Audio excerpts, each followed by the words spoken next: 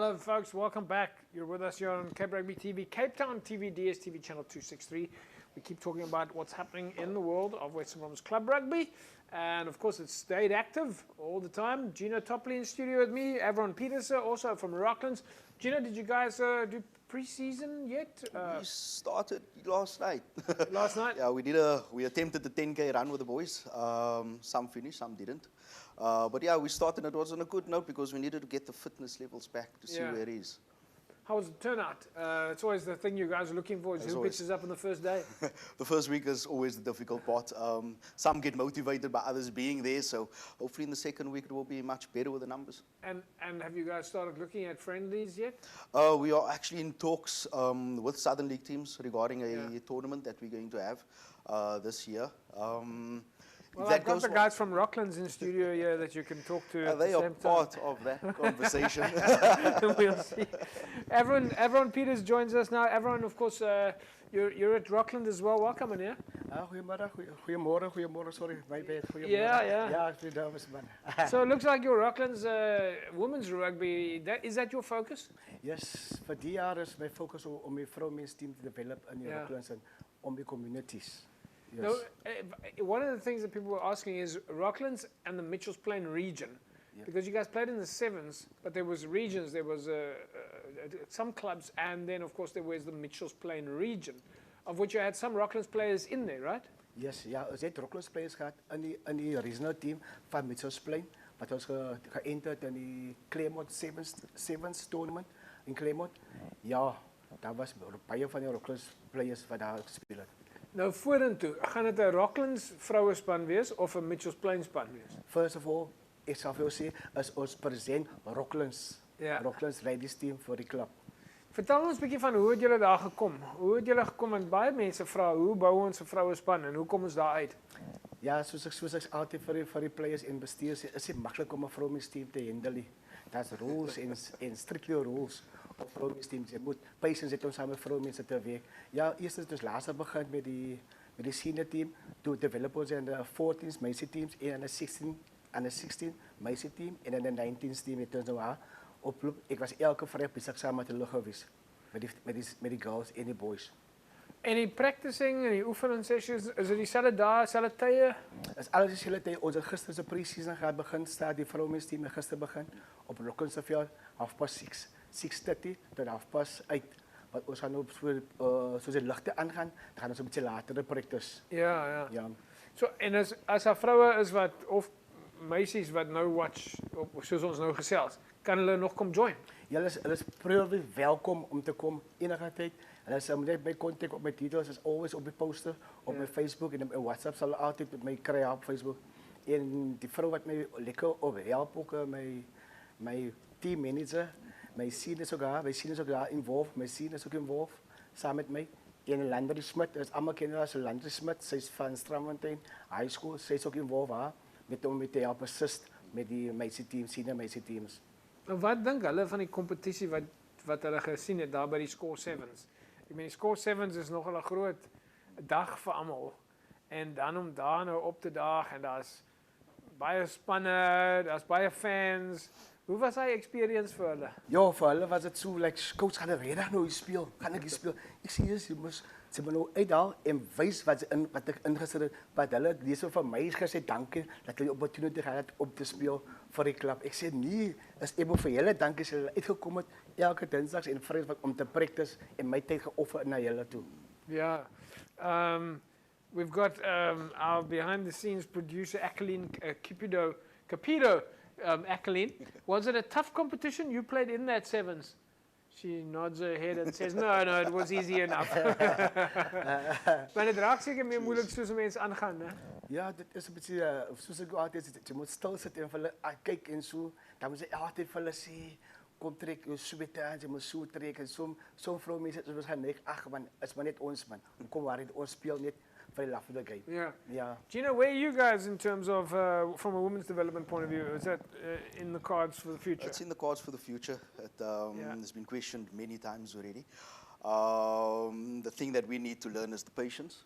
you know, firstly to deal with the woman, like he says. I'm not quite sure exactly what you guys mean by that. I'm assuming that you mean from an organizational point of view to have patience in recruiting, etc. So, folks, just for clarity, it's just about the patience of the building process. It is because we've been in men's rugby so long that it's type of the way you speak, the how can I say, the rules around the female rugby that you have to actually have the patience for.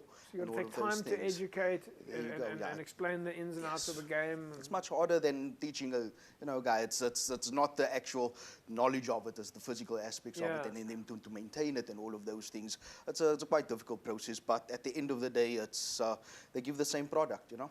Well, I think you can probably teach a lot of those lessons. You can teach to some of the men as well. Yeah. I'm not sure if the men test your patience. Anyway, folks, we're going to make a bit of a switch. Gino, thanks for joining us. Always fantastic to have you here. It's a pleasure. Thank you very much. Everyone, nice to have you in studio. Thank you. It's happy to have you on board on your score show. Thank you, man. It's a pleasure, man. Taking a little bit of a shift, back in studio with me, Renzel Botman. Renz, nice to have you back, man. Yeah, nice to be back again. Second show. Yeah, I think the guys are all ready and ready to go. I think a lot of clubs started yesterday with pre-season. So always happy to be here, James. Also joining us from Caledonian Roses, Lukman Adonis.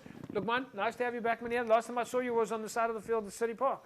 Yeah, that was in fact a fantastic day, and it's good to be here. Yeah. You know, but City Park, that one will be with us for a really long time.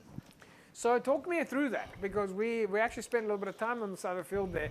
You know, the thing that I was looking at there was the gees, really. Nothing else, actually. I was looking at the gees. The Kelly's gees was on fire on the day. Look, the moment we found out that we had to play a playoff game, the first thing that I asked was all our entire club had to be there, because, you know, logistics would be a problem. And I said, let's get the rag band. The rag? The rag band. Yes. Yeah, he Sal and his guys, and what a fantastic turnout. I mean, everyone responded. We had sweaters made up. I love Callies. I saw that, it was fantastic. And, you know, strategically, we knew White Sonians didn't have a junior structure. Yeah. So it would have been, we imposed ourselves onto them, you know, just before the game. So you need that sort of depth. Correct. So we needed to also make sure that they realize they're up against the club, not a team. Yeah. And that is definitely what they felt, because we had some of the old guys come out support, and it was fantastic. So Renz, obviously Caledonian Roses is promoted now into Super League C. So that's coming out, and we just spoke to Gino Topley and Skaram Tanda from Rocklands, who are playing in the southern region. Tell me what your thoughts are between the difference of the southern region and the Super League C league. Look, James, the big one, or the big difference is under 20s. Okay. Because as soon as you go to the Super Leagues, you need to have an under 20 team. Right. That's a good point. I didn't think about that. So that's why I think Caledonians hit the timing? The timing is right, because they've got a junior structure. Yeah. So as soon as you've got a junior structure, it builds into, you know, your under 20s and all that. So probably a lot of under 20s play for the third or the second team. Look, man, I mean, I think Renzel kind of hit the nail on the head there. And you guys have been doing a lot of development stuff at Callies for a few years now. There's quite a shift at Callies in, like I said, the last 3 years. Look, as much as I would like to believe that that's the case, in terms of the under 20s particularly, you know, there's a market. Clubs that don't have these resources are reaching out and offering all sorts of things. Yeah. So basically, we finished an executive meeting online just yesterday, and one of the discussion points was the under 20s. Crazily enough, it's something that you need to really apply yourself to, because it determines your success for the seniors. Yeah. And we did have many under 20 guys playing in our thirds. They were just too old to play under 19. And what we found that 60% of our under 19s who qualifies for under 20, all of a sudden, they have split. So what we've done is, because we've got a big pool of resources we can address, we are now marketing as follows. We are marketing our attracting parents still to these under 20 To guys. play Yeah, in the no, under no, 20s? no, no. Okay, we'll just check. Well, that's possible in some of the areas. Now we're saying to them, listen, let's packages, let's offer them either a first year university or first year or scholarship. And you guys got Or that, academic that year. sort So of that's our strategy. We're going to, if you're going to come play under 20s, and we'll give you a tutor. Wow. And to balance your life. So behind the scenes, you're not just playing rugby and teaching how to run between the four white lines. You've got a whole support system. You know what? Rugby is a catalyst for many things, and this is one of the most important things. Community rugby, you cannot just look at employment, or you need to look at academics on its own, or nutrition. You need to look at this in a holistic sense, because it feeds off each other, and that is what sponsors get attracted to. Not to the rugby at all, to the people within the rugby. So you came up against Watsonia in the playoff match, and Watsonia actually also had a really good season. Just to get to City Park, I think, Range, you've got to give them credit for Watsonia and the work that they did through the... Anybody who ended up at City Park needs a tremendous amount of credit. Yeah, James, look, I've been with Cape Rugby for, I think, 6 or 7 years. And I think, you know, Watsonia, in the couple of years, they actually evolved into a much, much better, not team, but a much better club. And so hats off to them, you know, getting into that playoffs. And yeah, you know, unfortunately, it didn't work, but you got an idea though that the quality of rugby is getting stronger and stronger. I mean, so look, you guys have to go head to head with Watsonia, and at the end of the game, maybe the weight of the moment and the impact of the game was just in your favour, and you guys managed to get that run. But now you go to Super League C. It's a different game. Have you guys already earmarked in your mind? Are you seeing, like, hang on, these are the big teams? Because what we see with the clubs and the coaches is they got this whole strategy. They're mapping out the whole season. Look, for us it's consistency. I mean, obviously the guys need to pitch. I mean, as an executive, you need to set the pace, the intensity. We don't wait for players to do that on the field. Yeah. And then obviously once the structures and admin works, players get attracted to this because there's a sense of structure and control. So the consistency comes in. We got a top class strength and conditioning coach, Sadai from Europe. She's brilliant, and she gets these guys super fit, and she monitors them, and she's got a performance monitoring tool that she does. So there's no hiding from this thing. So it's all about the rugby, and that is a shift in paradigm. We said, look, we gave everyone a chance. Those who was at the club all the years, and then we brought in the new guys, and the idea is to bring them together. And the basis of that is not through funds in it; it's through the opportunity that they get outside of rugby. Yeah. That's equal. Yeah. Okay. All right, folks. Well, we're talking here about Kelly's minor donors in the studio with us, Renzo Bortman. Clubs have been sending us some clips. Here's a short clip from Kelly's at the finals.